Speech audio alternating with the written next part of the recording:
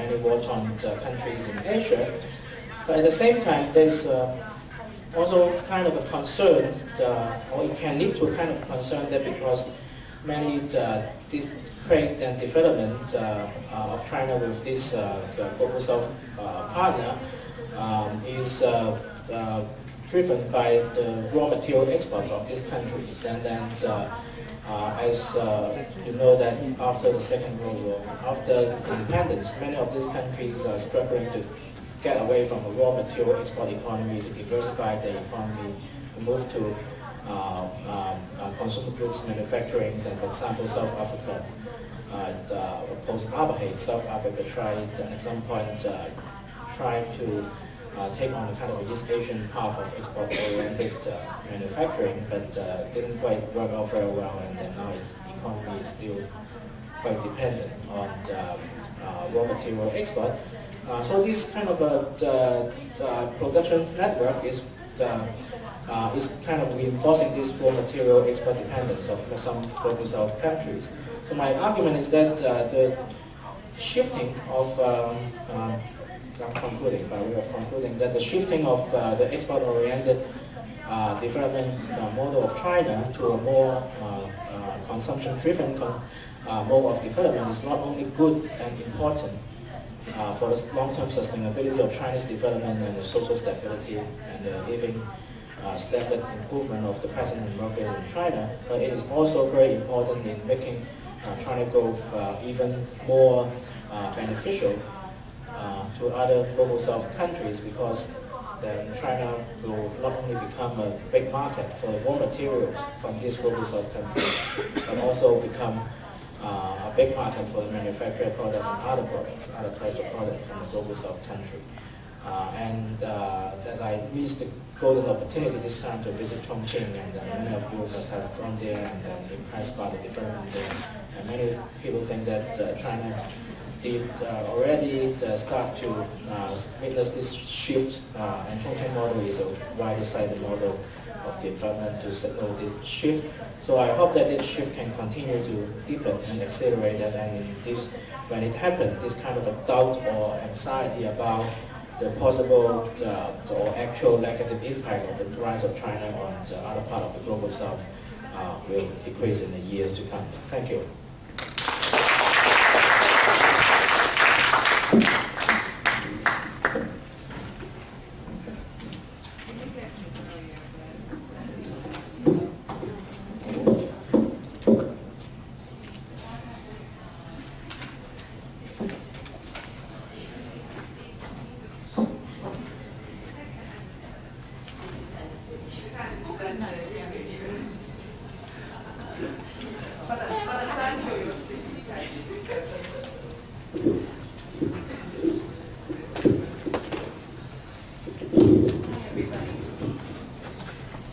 I've been instructed by my good friends that I'm supposed to speak in English now because none of the panelists can understand me.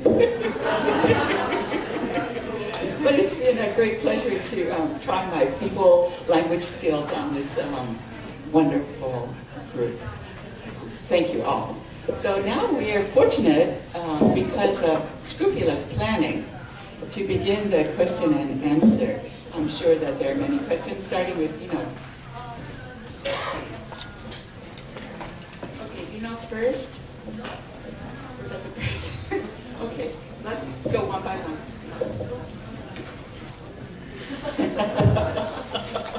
Okay, so two questions. One to Mr. Lee and to Mr. Ho, and the other to Mamdouh.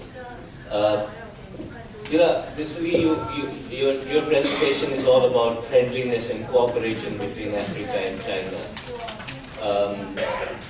While one appreciates that very much, Mr. Wen, in the first when he made his presentation on the first day, I remember very well said that China has to develop at 8%, 7%, otherwise it will have a problem about employment and so on. It is no other path.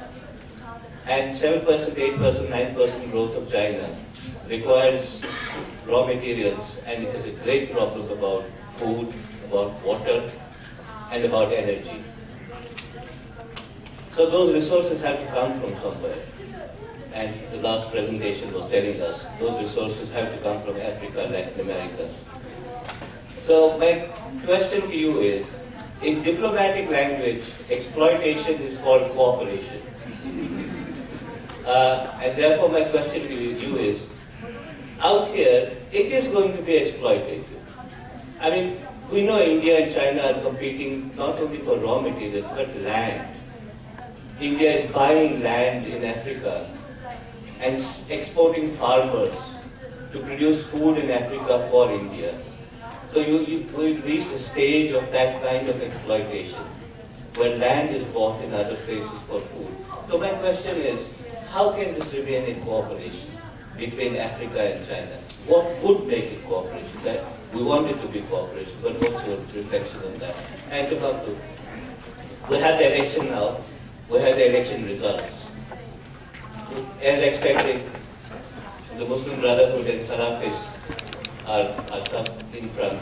What are the possibilities in this combination for more left liberal forces to play an active role? Or are they going to be marginalized?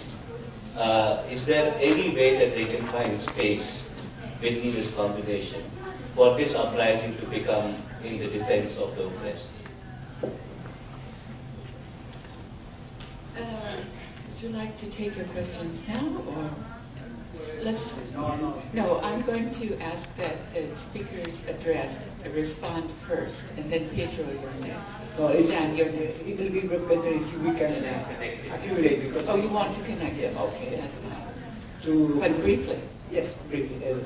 For the last panelist, please, could you go a little bit into the details about the financial side of the relationships here in Asia? And to Mamdouh, how do you see the recent developments, the recent elections in Tunisia? Sam, you have one. Sam? Sam, will you over here? On the same topic, right? Yes. Yeah. No, I think Mamdouh needs to talk about the security context. Can we wait until all of the questions on this particular segment have been asked? And then I'll come back to you. My question is to the speaker about the feminism and the African conflicts, wars. And can you give me some more explanation about the research? What's the way out for these conflicts? And I mean, you talk about these criminals and created by the war, by conflicts. Is there any way out? What is the solution? Is a question. And then a similar question to Mamdouh. And when you talk about Arabic revolution, and then when you finish the revolution, when you win this fighting, and then can you solve the problem? Thank you. I'm sorry, Samuel, why don't you address your question to the panel? Yeah, I think he had to focus on the Egypt, and it's also interesting for him to broaden the discussion into the security and include the security context, which will explain a little bit more about the role of the Egypt, but also to clarify in particular the difference between the Libya uprising.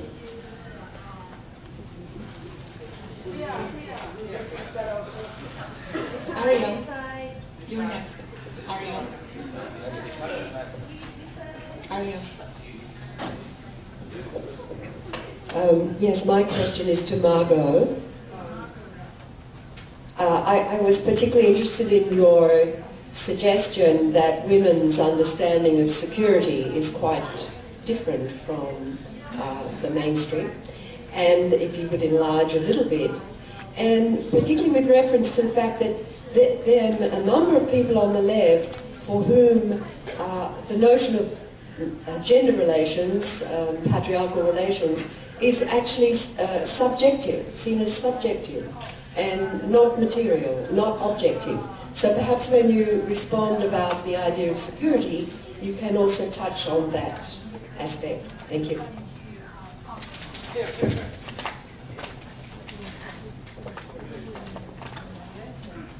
We can take questions for 2 more minutes. Okay. I will speak in Spanish rapidly.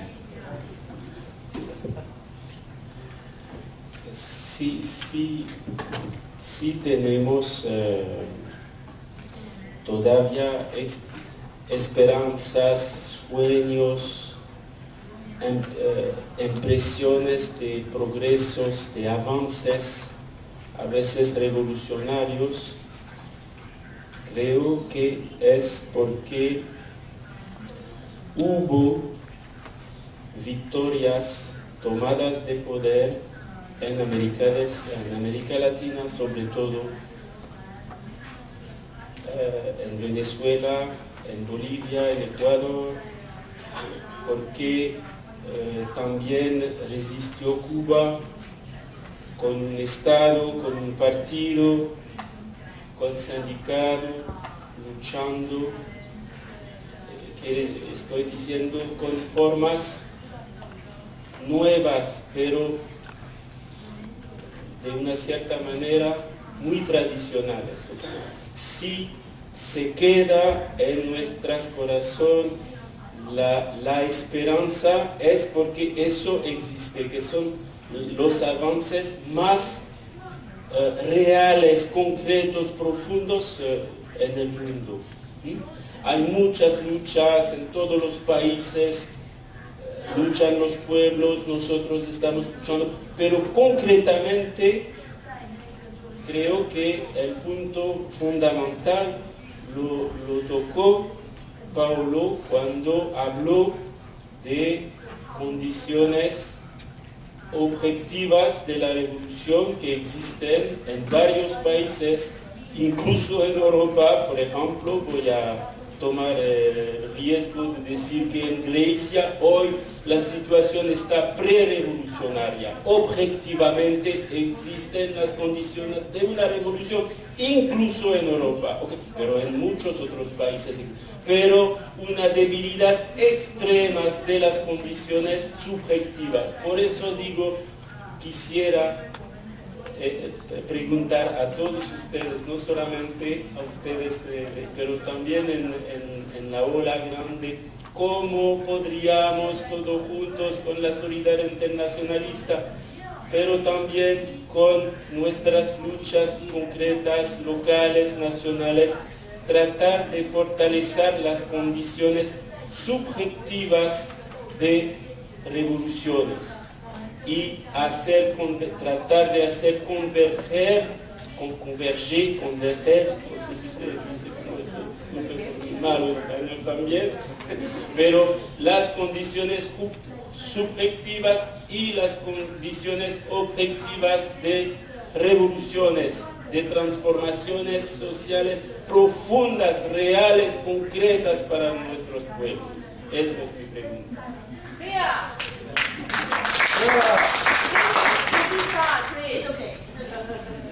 There's a question over here.